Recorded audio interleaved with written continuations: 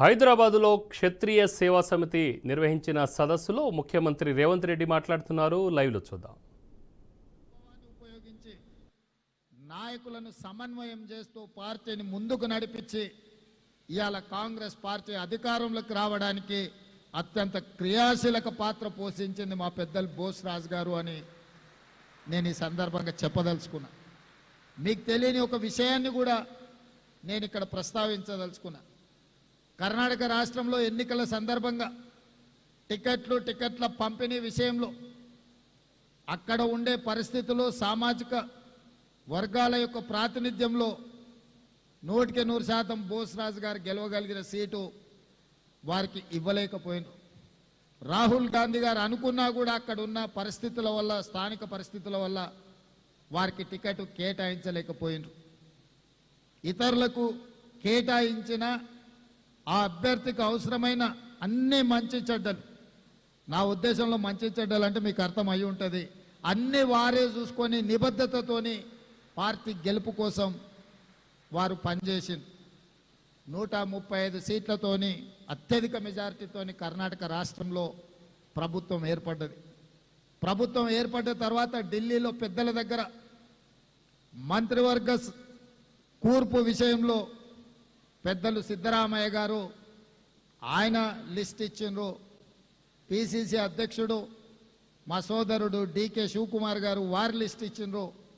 ఇది నా గ్రూపు, ఇది నా గ్రూపు అని 2 గ్రూపుల మొత్తం లిస్టు పార్టీ ముందర పెట్టిండ్రు.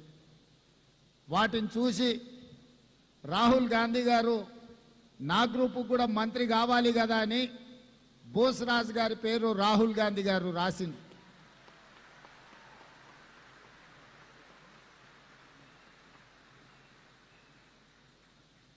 వారు సూచించిన సమయంలో వారు ఎమ్మెల్యే కాదు, ఎమ్మెల్సీ కాదు, ఏమీ కాదు.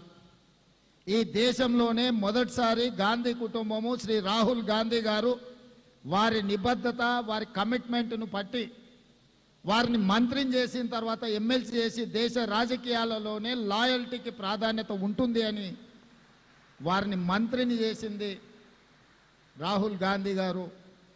అదేవిధంగా భూపతిరాజు శ్రీనివాస్ వర్మ, నేను చెప్పాల్సిన అవసరం లేదు. వారు ఒక సామాన్యమైన కార్యకర్తగా విద్యార్థి పరిషత్ నుంచి భారతీయ జనతా పార్టీ నాయకుడిగా పరిణామ క్రమంలో వారు ఎదిగినరు.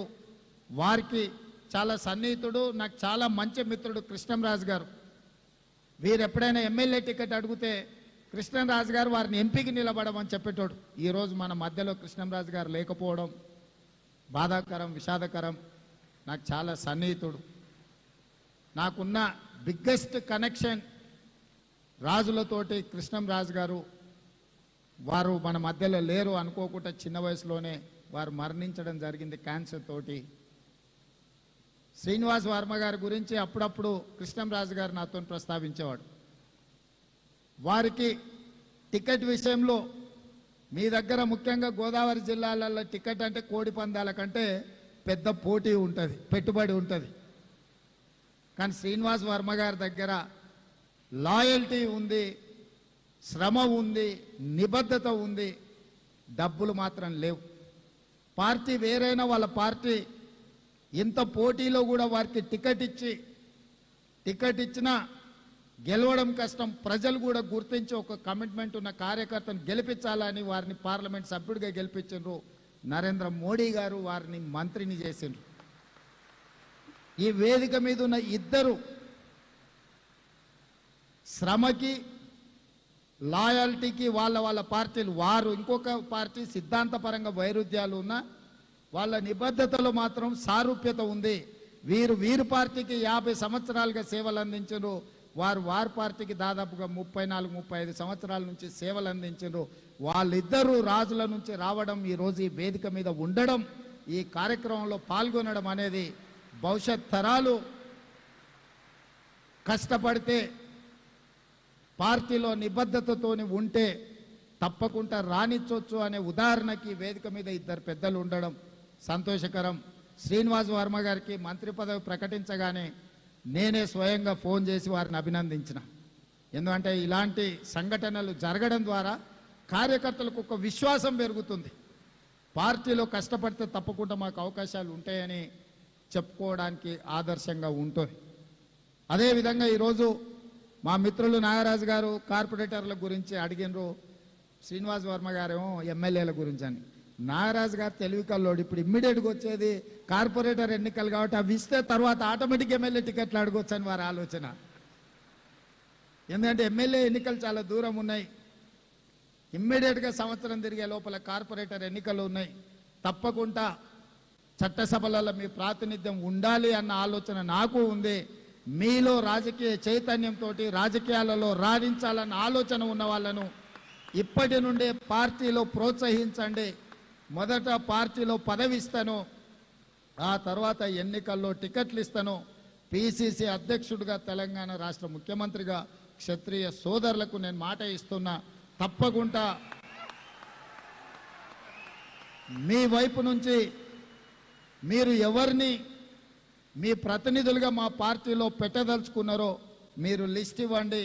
తప్పకుండా ఈ 1.5 year రాబోయే 4 సంవత్సరాలకు వాళ్ళని లీడర్స్గా గ్రూమ్ చేసి ఎన్నికల్లో తప్పకుండా అవకాశాన్ని కల్పిస్తా అని చెప్పి నేను మీకు మాట ఇస్తున్నా.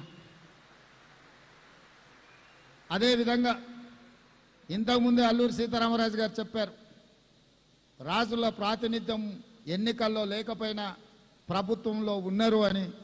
శ్రీనివాసరాజు గారు టీటీడీ ఈవోగా అత్యంత సుదీర్ఘకాలం 8.5 సంవత్సరాలు మచ్చ లేకుండా అక్కడ పనిచేసి వారి పనితనానికి మీ సామాజిక వర్గానికి ఒక మంచి పేరు తీసుకొచ్చిండు. వారు ఐఏఎస్ ఆంధ్రప్రదేశ్ అయినా అక్కడ ఐఏఎస్ ఆఫీసర్గా అక్కడ పదవీ విరమణ వాలంటీర్ రిటైర్మెంట్ తీసుకొచ్చే తెలంగాణ రాష్ట్ర ప్రభుత్వంలో వారిని సలహాదారుడిగా నియమించడం. మీ తరఫున తెలంగాణ ప్రభుత్వంలో శ్రీనివాసరాజు గారు ప్రతినిధిగా ఉంటారు. మీకేమైనా అంశాలు ఉంటే నన్ను చేరాలి అని అంటే ప్రభుత్వం తరఫున అధికారిగా సలహాదారుడుగా శ్రీనివాసరాజు గారు ఉంటారు. ప్రజాప్రతినిధిగా మాకు పెద్దగా బోస్రాజు గారు ఉంటారు. బోస్రాజు గారి అబ్బాయి రవిరాజ్ తెలిసి ఉండొచ్చు. ఒకవేళ వారు మంత్రిగా అక్కడ బిజీగా ఉన్న రవి ఉంటాడు. రవి నాకు మంచి మిత్రుడు. వారి ద్వారా అయినా నా దగ్గరికి చేరవచ్చు. అదేవిధంగా ఈరోజు యంగ్ ఇండియా స్కిల్ యూనివర్సిటీ ఒక నూతన విధానాన్ని ఈరోజు తెలంగాణ రాష్ట్ర ప్రభుత్వం ప్రవేశపెట్టింది. మధ్యకాలంలో ప్రపంచంలో తిరిగిన ప్రతి దేశంలో కూడా యంగ్ ఇండియా స్కిల్ యూనివర్సిటీని మేము చెప్పడం జరిగింది. లక్షలాది మంది తెలంగాణ నిరుద్యోగ యువకులకు నైపుణ్యాన్ని నేర్పించి ఉద్యోగ ఉపాధి అవకాశాలు కల్పించాలన్న ఆలోచనతోని యంగ్ ఇండియా స్కిల్ యూనివర్సిటీని తెలంగాణ రాష్ట్ర ప్రభుత్వం ప్రారంభించింది. దానికి చైర్పర్సన్గా మహీంద్రా గ్రూప్ చైర్పర్సన్ ఆనంద్ మహీంద్రాని నియమిస్తే కో చైర్పర్సన్గా శ్రీనిరాజుని శ్రీ సిటీ నిర్మాతను ఈరోజు ఒక రాజును అక్కడ కో చైర్మన్గా పెట్టడము మీ పట్ల మా ప్రభుత్వానికి ఉన్న నమ్మకం అనే దానికి ఇది ఒక ప్రతీక మాత్రమే. అదేవిధంగా చివరిగా ఒక మాట చెప్పదలుచుకున్నా.